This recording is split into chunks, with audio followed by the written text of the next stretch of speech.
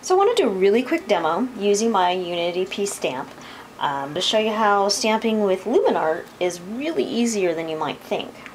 One of the first things you need to do is pick out the colors of your twinkling H2Os, and you want to go ahead and spray them and then let them sit aside until they have this consistency of like honey. You want it to be very, very thick and goopy, almost like syrupy even.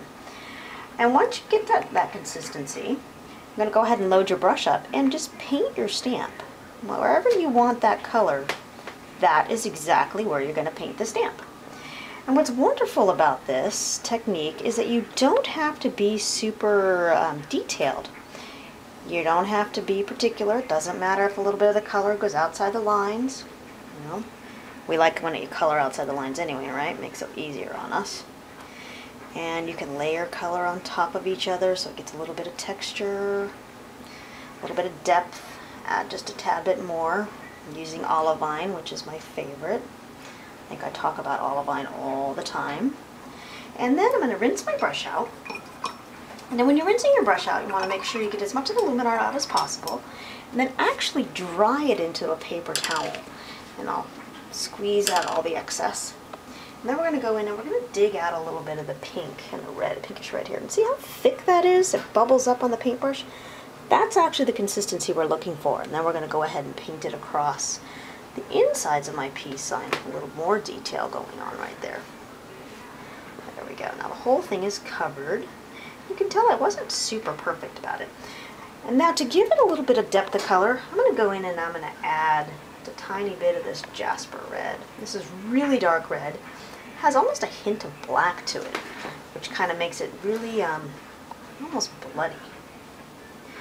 These colors are so delicious, you kind of almost want to eat them, right? Alright, so now I have all of the color on there that I needed.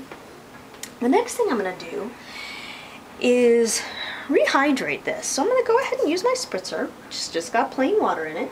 I'm going to go ahead and just use a couple just to kind of get it nice and wet again. And oh my goodness, my paintbrushes are falling apart. It means I use them a lot. I'm going to go ahead and just stamp it down, give it any old time. Lift it up. Beautiful. And now what's wonderful is you can do this again and keep going. You should be able to get probably about, I don't know, maybe 10 to 12 impressions out of that one session of painting, which really means you get a good run for your money here. And you really get to do some shadows, some shading, some light ones. You can make a nice background. There we go. See, it's getting softer and prettier, and even when it gets lighter and lighter, it's still incredibly pretty. Now the moisture actually brings the paint up out of all the little cracks and crevices and makes it somewhere back towards the surface again so that you're able to stamp it. So we'll do this one more time. Last one. There we go. That's just a really soft, and so you can see it's very easy. And that is one of the examples of stamping with LuminArte.